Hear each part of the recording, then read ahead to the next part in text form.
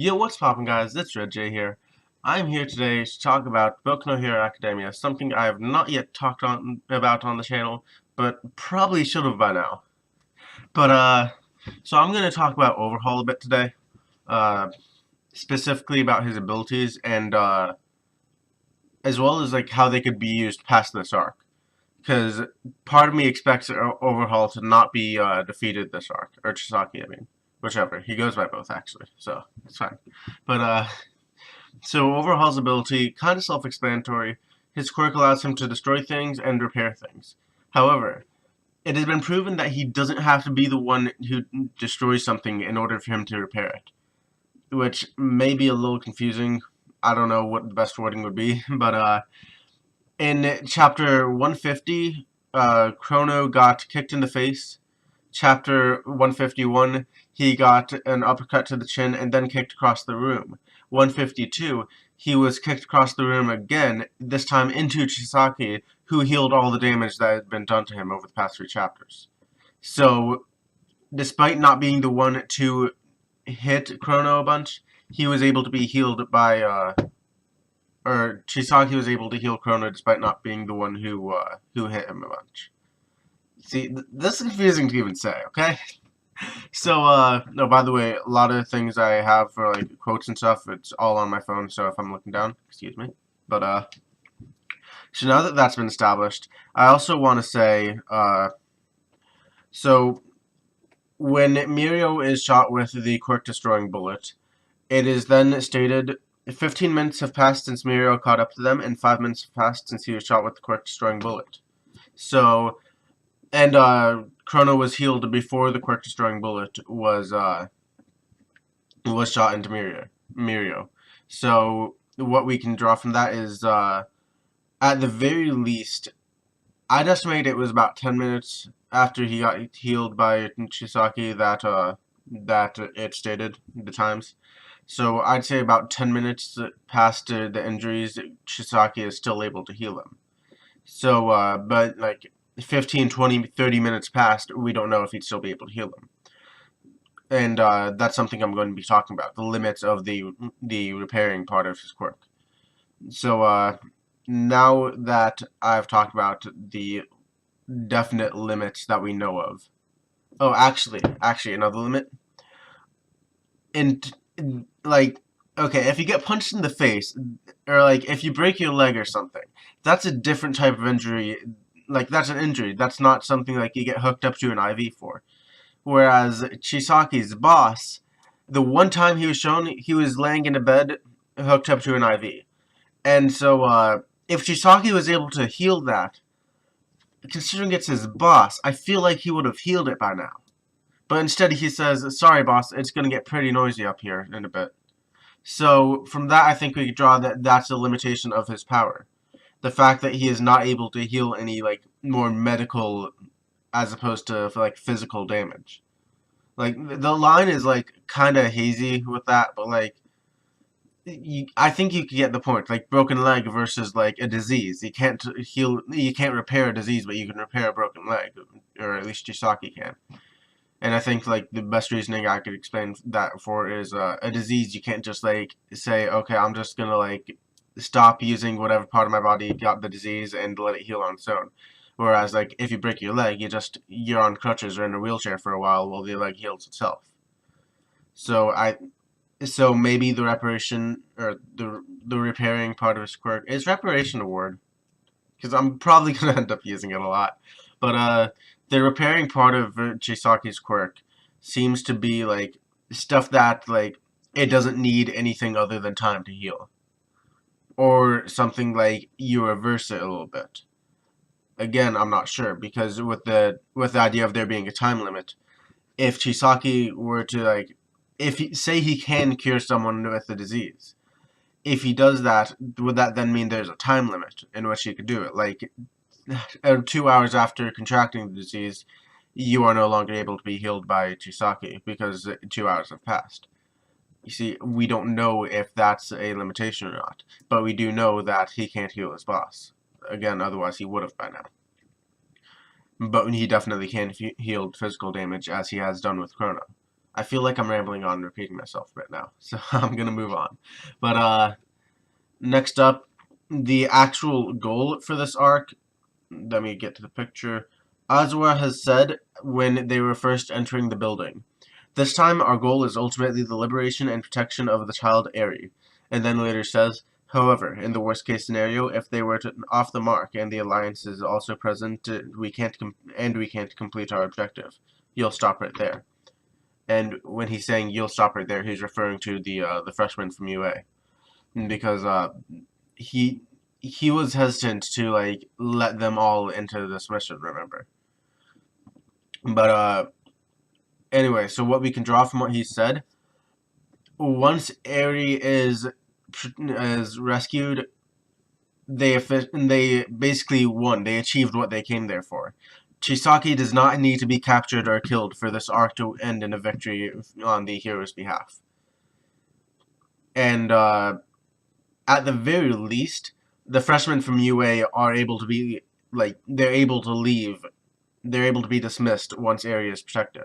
And also Eri, I know it could probably be Ellie, but like the translation I read it's Eri, so like again, don't mind me. But yeah, so now we know the arc ends like is it officially a victory once Eri is out of the building and safe from the Yakuza, whereas the Yakuza have to hang on to Eri the whole time, and Chisaki does not have to be captured or killed or anything in order for the arc to be a victory. Although it would be like an extra victory if he was. And continuing on with where I was going to go with this, usage for Overhaul in the future. He did have an alliance with the Villains Alliance, but we kind of see that has gone into shambles at this point. Because Tomura, or not Tomura, Toga has said that he wants to make Overhaul she wants to make Overhaul cry for his mommy, and I love that panel. But yeah, so I think that kind of like sets in stone that they're not allies anymore, which means Overhaul having reason to do anything I'm about to say, that's not really like certain that he will. Actually, there is one thing that he would be benefiting himself and not the hero alliance. I mean, the villain alliance with, which I'm going to talk about that first, actually.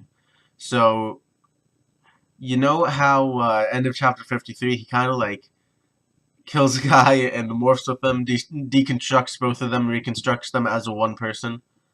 First off, I want to say the person he killed, that was one of the 8 expendables. One of the 8 people that no matter what, they are free to die on the Yakuza side. His title, the division he's in, I guess would be the best word, is literally the 8 expendables, if I remember correctly. So that being said, Chisaki does make reference to him actually being dead. He's like, "I know you." He says something along the lines of, "I know you. I know you'd be willing to make it. You'd be willing to sacrifice your life for me," basically. And then he deconstructs both of them and reconstructs as one person. So we know that the one person from the 8 Expendables, their name escapes me. I don't think I ever even read their name, to be honest. But he's dead. Now that brings up a question to me. He is dead, but Joy Boy did say something when reviewing the chapter that it makes sense to me. Quirks have slightly a will of their own. I'm not sure how much I agree with it, but I agree with it to an extent. Like, they have a little bit of a will of their own. Like, Chisaki deconstructed himself, so his brain wasn't there to say, okay, now reconstruct. But he gave the command to his quirk to deconstruct both of them and reconstruct them as one. So I would imagine that Joy Boy is right in the sense of quirks are able to fulfill their duties, like even if they're the owner of the body isn't there to like command it at the time. Like it's kind of confusing. It's kind of weird, but yeah. So Chisaki and the one of the 8 expendables has fused. So the 8 expendable is dead, but his quirk though. I don't remember what his quirk. I don't remember anything about the character other than he's one of the 8 Expendables. But his quirk, though, would that? But actually, no, I remember his quirk now. His quirk. He was the guy who's like, I could tell if you're lying. I could force you to say the truth no matter what. That was his quirk. I don't remember if it was named or not, but his quirk gave that ability. So the question now is, does Chisaki now gain that quirk on top of his own for as long as he's like fused with him? So that's not something I can really like speculate on. He hasn't really done anything like since fusing. That's something we'll find out possibly in one of the sooner chapters or later chapters, whatever.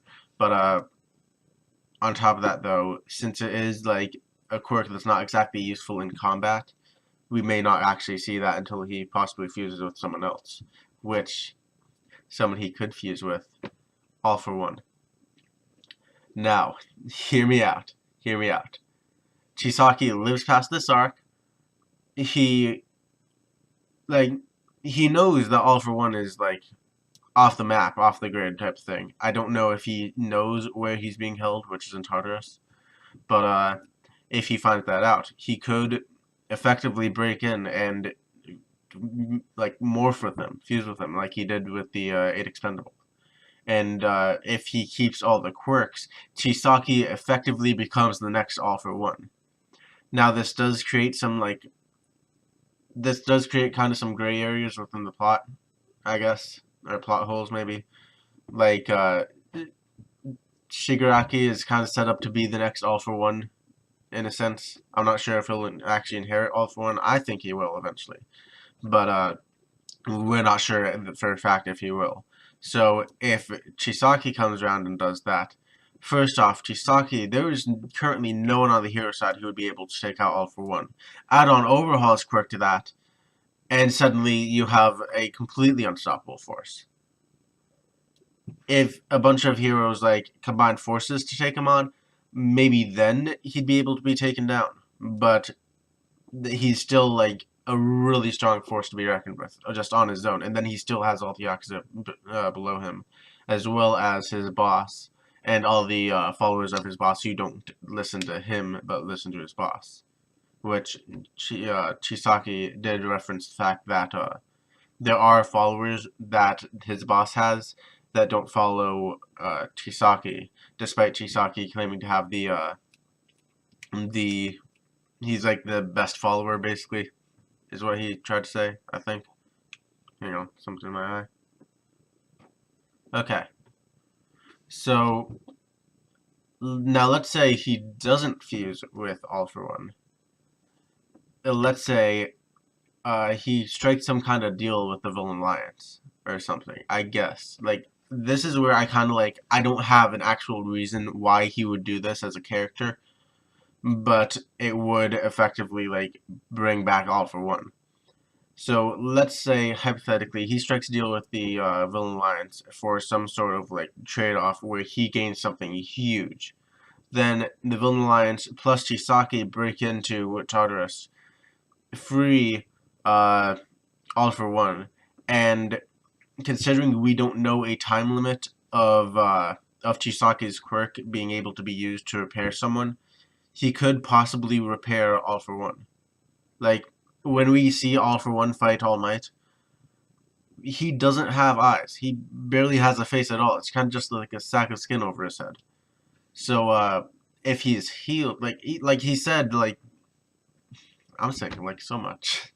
But, he says that he's using, like, infrared quirks and stuff like that, or infrared rays or something like that, in order to see around him, sense what's around him, and just have a general idea of his surroundings.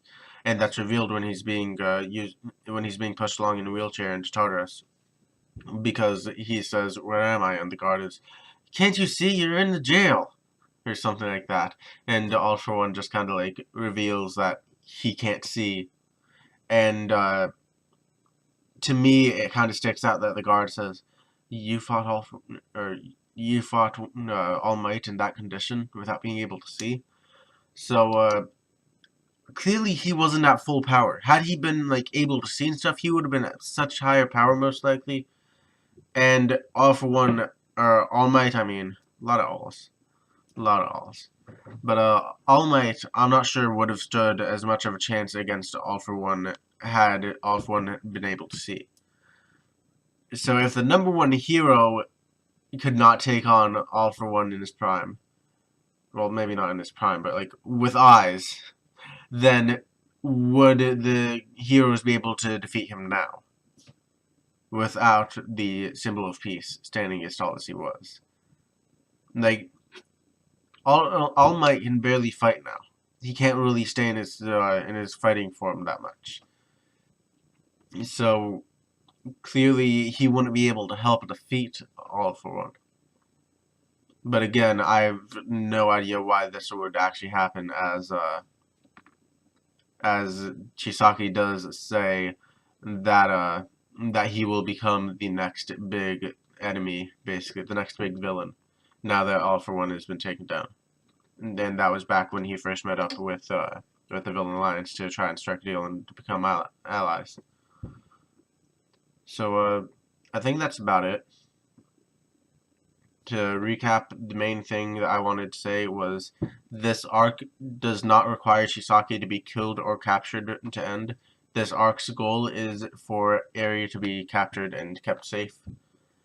And on top of that, Overhaul can heal people, but the extent of that is unknown. The two limits are he most likely can't heal people on more of a medical side than physical side, and time. We don't know like how long someone could have an injury for it to still be healed. So those are the two limitations that we know of right now. We don't know which one is more of a limitation than the other.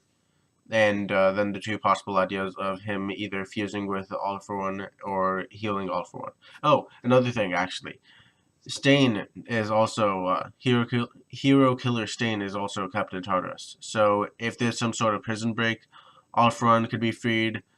The Villain Alliance wouldn't want, Shigaraki Tomura wouldn't want Stain to be freed most likely. However, he has developed as a character since then, so maybe he would have Stain join his forces and stuff, and be a little more mature about it than say something along the lines of, "I don't want all the attention on you. I want it all on me," because that's essentially what happened. And on top of that, if there is a prison break, we don't know who else is held in Tartarus. We only know of Stain and All for One. So if there are more high-level villains down there, then they could also be freed and wreak havoc, and it could just create total chaos. Now, again, likelihood of any of this happening, not too high. But the fact of the matter is, it's possible. So, anyway, that's it for today. If either One Piece chapter 879, I believe, comes out today, or Boku no Hero Academia chapter 154 comes out today. If either of them come out, I will be live streaming my reaction to them. So hopefully, if they do come out today, you'll stick around to see that. But until then, see you guys.